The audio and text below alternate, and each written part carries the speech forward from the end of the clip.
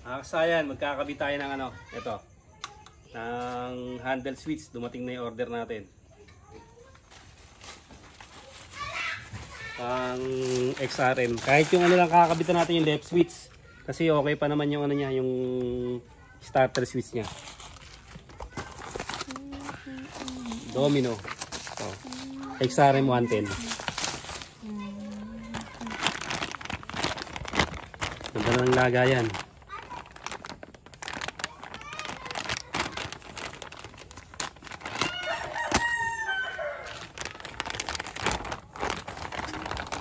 Ito yung sa starter. Ito yung starter ay yung dito. Ito wala naman tong kahirap-hirap pag ito ilalagay nyo. Ayun siya. Pagka tornilyo, tanggal dito. Tapos i-clamp nyo lang. Okay na. Tapos na kagad siya. Ito naman, okay pa naman to. Ayun, left switch lang yung kakabit natin. Ang XRM 110. Ito siya.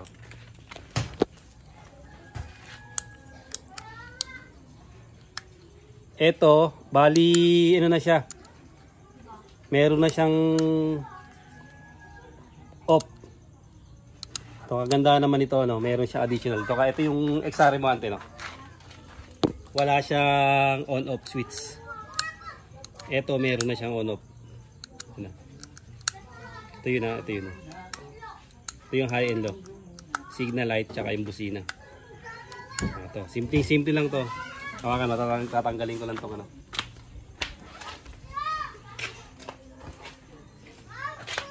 Simple na magpalit, lalo pag stock yung ano nyo. Dalawang tornilyo lang.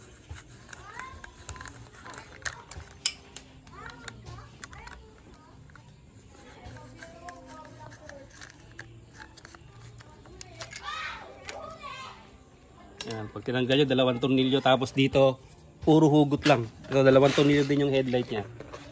Dalawang tornilyo lang kabilaan. Ngayon, pag huhugutin nyo lang siya.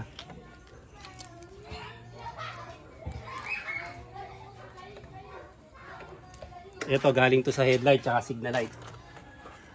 Ayan, headlight. Yan, dito siya nanggaling. Madali lang yan, puro hugot lang gagawin nyo. Ito naman yung pagkakabit naman yung ilalagay natin. Ipopesto na kagad natin. Yan, dalawang tornilyo lang din. Gamit lang kayo ng Phillips screw.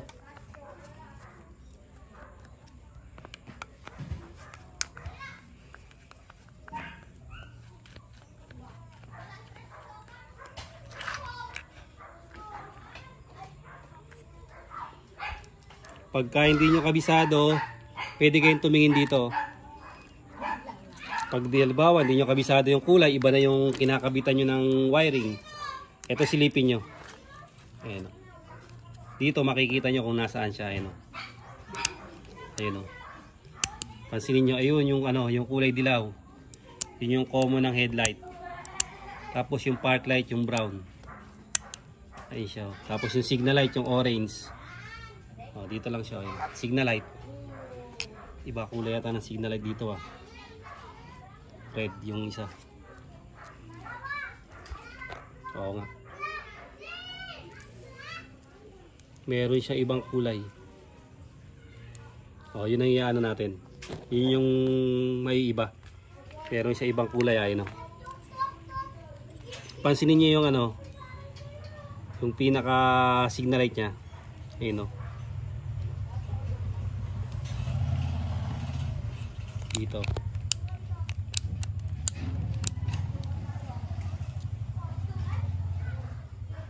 Yan na, diyan kayo titingin. Tatry natin sa wiring.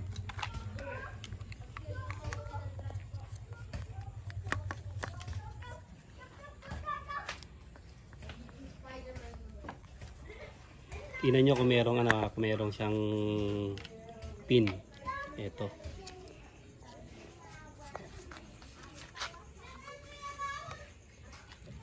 Kaya Diba meron siyang pin dito eh. May gatlaan. Ayun, ito.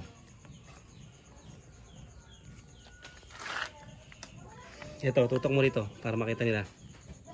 Meron siyang ano, pin. Para pumlat siya, doon natin itatapat yun. Kailangan pumasok siya ron. Ito tingnan mo to. Kita? Yun yung butas. Itatapat natin to. Pag tumapat yan, okay. Hindi na siya gagalaw. Hindi na iikot. Kasi nakaklam na siya eh.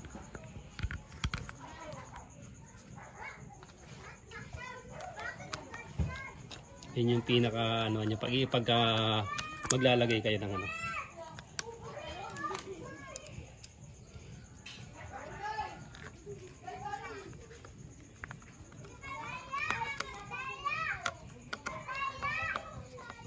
Bila.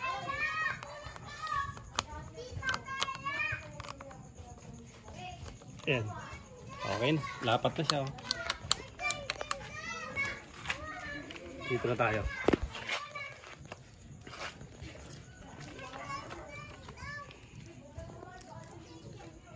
Ito yung tatluan. Pasok lang natin dito. Huwag mo natin intindihin yung park light na yun sa gitna. Ito yung park light. Oh. Nakalagay naman sa dilaw yung ano natin eh.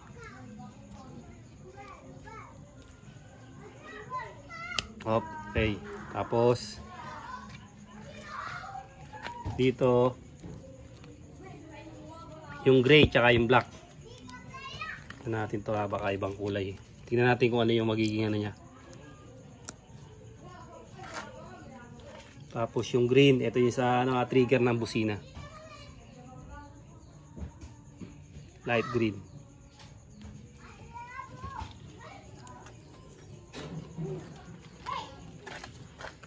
Tapos itong signal light kahit magkabaligtaran to Signal light natin ito. Ito siya.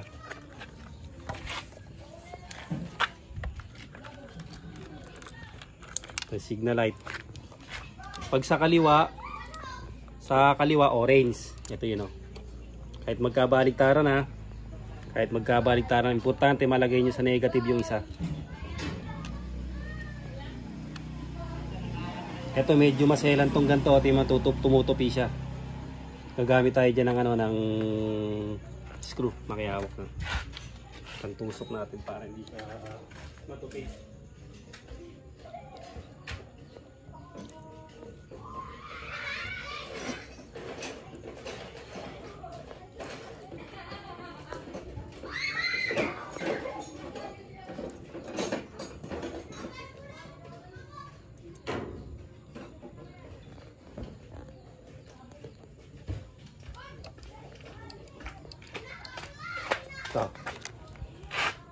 Ito siya, pagpapasok natin, tulak lang natin siya. Yan. Ito yung signal light. Tapos yung isa niya, ayun, sa ground. Ayan yung kaliwa to Tulak nyo lang, huwag yung itulak ng hindi dito. Kasi maano yan eh. Pag maluwag, kasi kadalasan yung mga placement medyo maliit. Medyo maliit dito. Pipigayin lang yun. Ipitin lang to ng konti para humigpit siya, hindi siya mag-loose.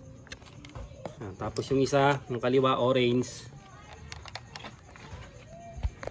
Tapos sa kabila naman tayo sa sa kanan naman tayo, light blue. Yung black na lang din ang gagamitin natin. Kasi ibang kulay na to eh. Pag gusto niyo ng original, pares na pares ng kulay, original lang gagamitin nyo. Original lang bibili nyo na ayan maliit yan. Kaya hindi gagawin siya pumapasok.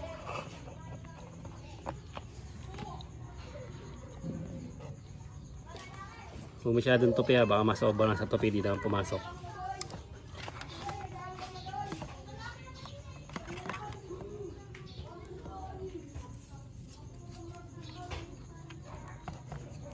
Kailangan maigpit. Kasi ito yung isa, yung ground din. Ground ng flash relay natin, oh, maluwag din. Kailangan medyo ano pa, higpitan. Pag original, fit na fit yan.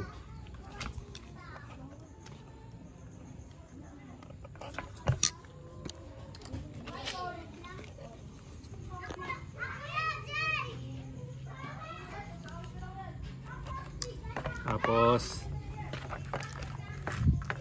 dito tayo sa ano, sa headlight. Siya. Headlight yan, tsaka yung ito yung ano natin, yung high beam. Kaya dalawa yung ano, yung kulay blue eh, no. Ito. Ito yung ano. Pansinin niyo yung mga stock yan, high beam. Tapos yung high beam indicator, tapos ito naman yung high beam ng ilaw. Ito siya. Dito yan, dalawang blue. Tapos balik na natin to. Tapos itong white, yung low beam, sa white din. Ganito lang gagawin nyo, hawakan nyo lang siya para siguradong hindi siya magano. Tapos yung negative, ito siya. Para hindi maputol kasi sensitive yan eh.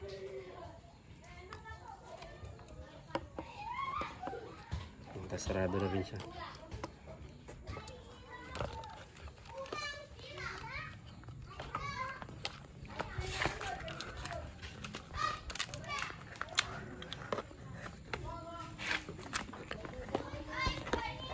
Tapos testing na kagad natin para malaman kung gumana na. Loob ba ito eh, nag-charge na kaya? Yan siya, busina. Uy, wala. Signal light.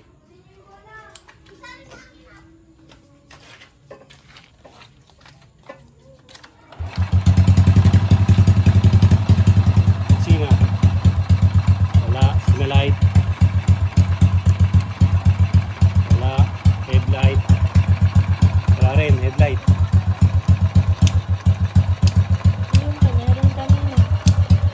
Headlight, high and low. Okay, ang high and low. Okay, ang headlight. Tapos yung indicator, ito, high beam. Meron. Yun.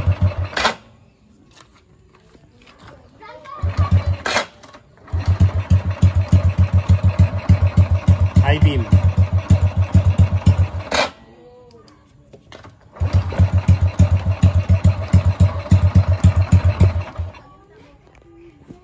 So, batch muna natin battery.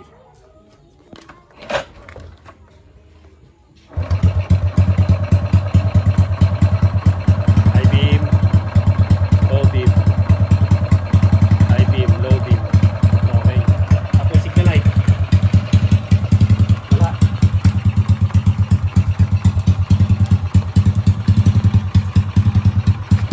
Kunin ko lang yung signal light. Baka sila yung signal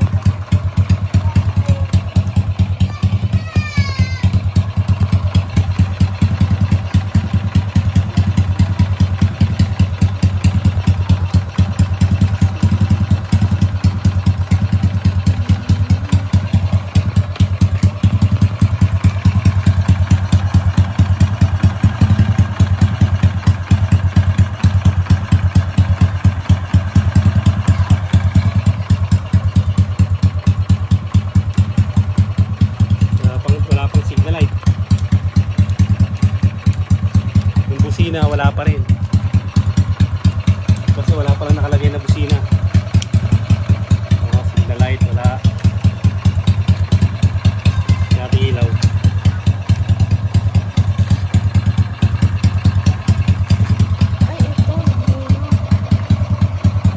Nabunot yung isang high beam natin, tsaka isa di ba pala nakasalpak. Kaya na so sa kanan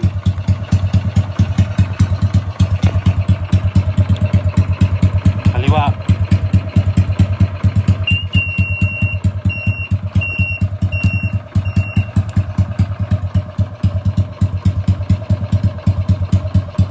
Ayan, tumutupi siya agad.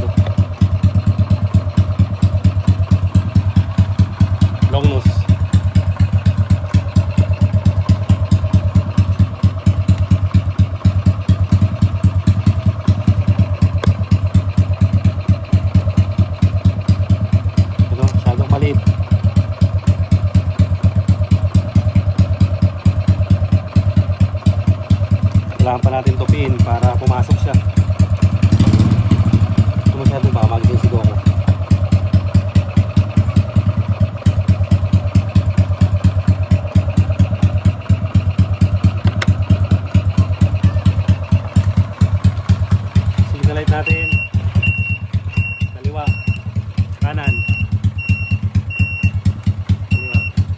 Kanan. Okay. Tapos headlight, low beam, high beam. Okay. Tapos may indicator na rin. Okay na dyan. May park light na rin. Ayan, may park light na siya. Sino may park light? Yung kulay green. Kita? Ayan, yung kulay green. May park light na rin tayo. Tapos busina na lang. Lalagyan ko lang siya ng busina. Kung saan yung ilalagyan natin ng busina. Kahit magkabaliktaran siya.